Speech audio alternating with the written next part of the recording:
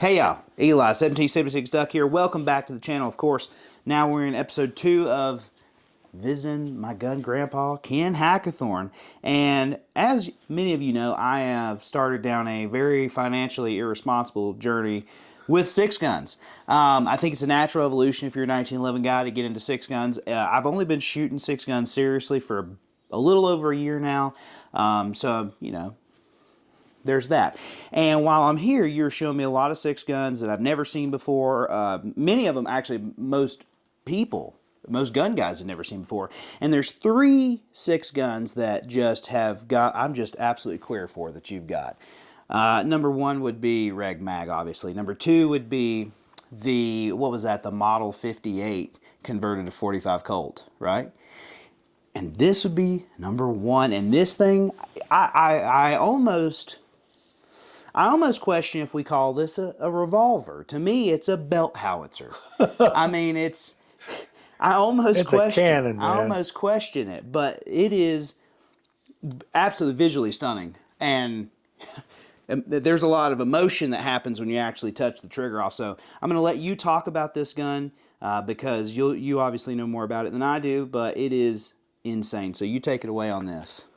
Oh, probably 20 years ago, at least, probably a little longer, I set on a journey that I, was enamored with the work of Hamilton Bowen. As you know, the guy is a spectacular, talented gunsmith, specializing in single-action revolvers, particularly Rugers, and he rebuilds them into different configurations. This one's known as the Nimrod. This is a Ruger Bisley and 45 Colt that he has reworked. And, everything from a new barrel, the new contour, different sights, his what he calls his backcountry rear sight, adjustable rear sight. It's got basically a bead front sight.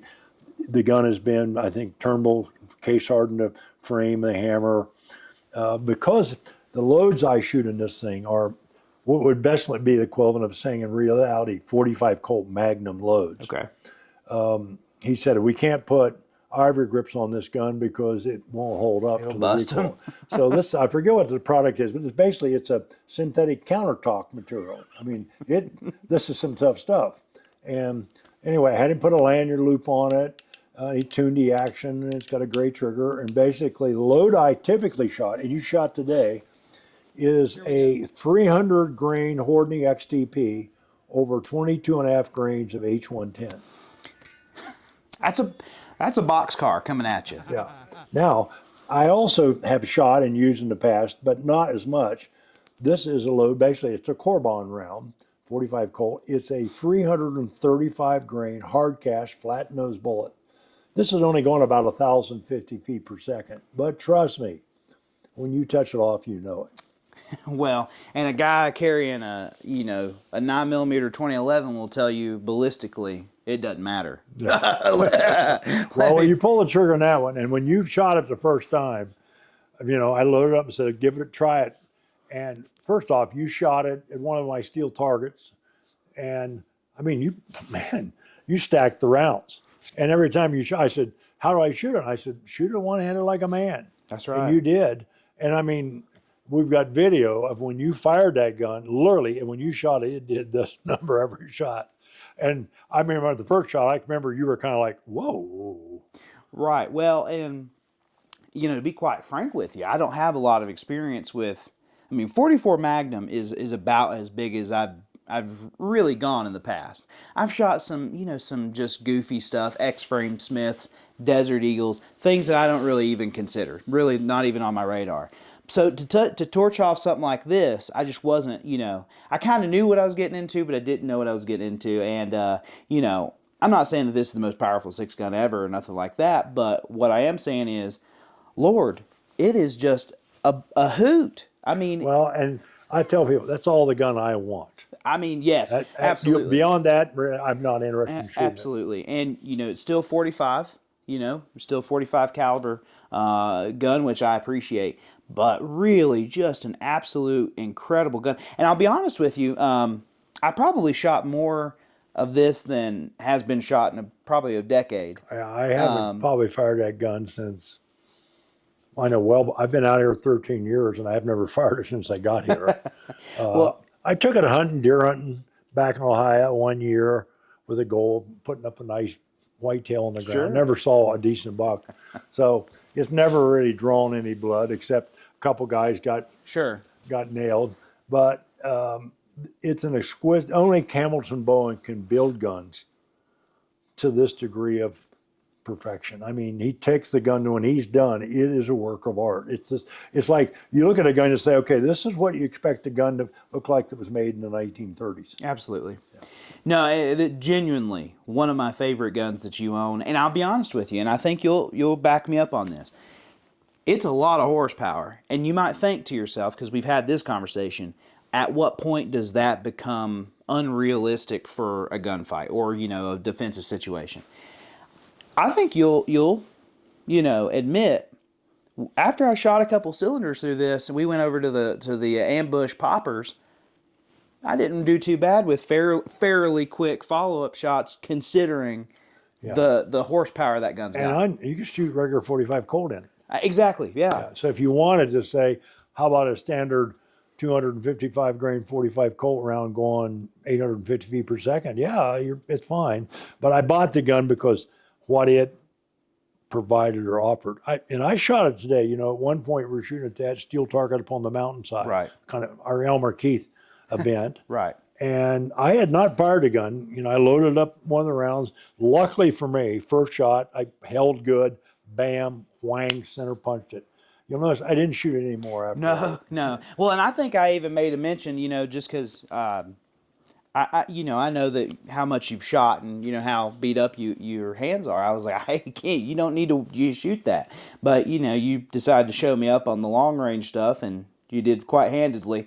But I at the ranges in which I'm used to shooting, I thought that I shot the gun really well. I'll tell you right now, just from a feature standpoint, first of all, that gold bead is exquisite. Now, it is a call style gold bead. Now, for you viewers at home that don't know what a call style gold bead is, let me cue you in on this.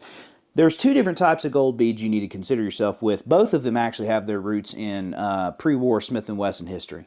First one is the call. The call is actually going to be a flat kind of gold bead. The McGivern is going to be a more of like dome. It's going to be a dome, right? Yeah. There are, the call's cool. They're obviously less expensive to produce. McGiverns are actually fairly expensive to produce and a little bit more difficult to produce. The advantage, though, of the McGivern is that pretty much at any point in the day, no matter where the sun is, you can pick up that gold bead pretty easily. We actually shot this gun. We kind of waited later in the day, so the sun had kind of started to turn a little bit behind us. Gold bead was, boom, it was right there. The rear sight I thought was beautiful to complement the front gold bead. What I really liked, though, and I've become, as I start to shoot revolvers more, I've become very, very into the Bisley setup.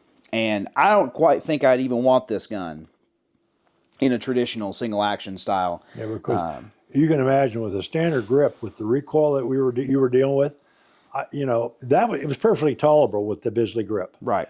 With a regular grip, the hammer spur would have been stabbing you in the hand when you rolled it off. Right. And I think that, this might be a good point to talk about. A lot of people, when they're new to shooting single actions especially, they really, they act like they're shooting an automatic and they think that they need to fight that recoil back down. I'd actually challenge that you traditionally just how the grip is, you want that gun to be here because now that sucks up the recoil. Well, and you're in position to recock. Put position, thumb cock, and come back. And I actually found that when I was shooting, I don't want to say it was fast, but when I was shooting a little bit more practically, we'll say as practical as you can, that actually aided in me being able to use the gun because as it came back, it set me up for my next shot. Boom, I was back in the game. It is a gorgeous gun. Everything about it, I wouldn't change a single thing. This is one of the coolest guns you've got by a large margin. And as far as, and I never even really considered myself a single action guy. I think that everyone ought to have a Colt single action army.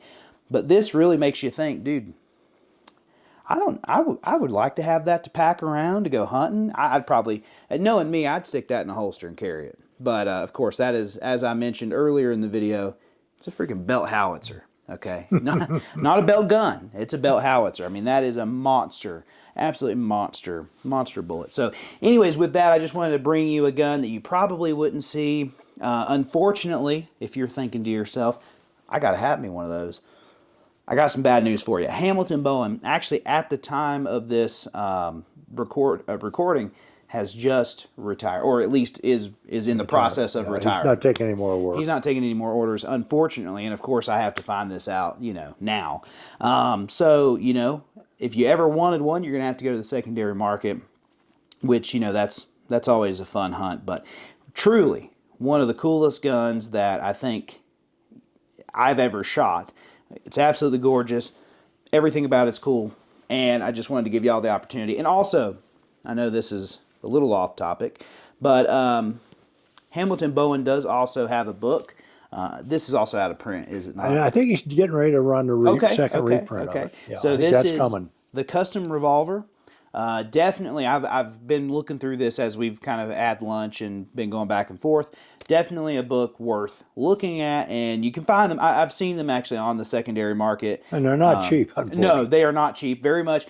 Think of this kind of in the same realm as to a 1911, a Clausen's book. Clausen book, yeah. So definitely a cool book, though, if you do get one. And funny enough, I actually handled the book on the gun on the cover just a couple days ago. Yeah. So Brian Pierce has got that. So with that, thank you all so much for joining us. We got more stuff to bring you.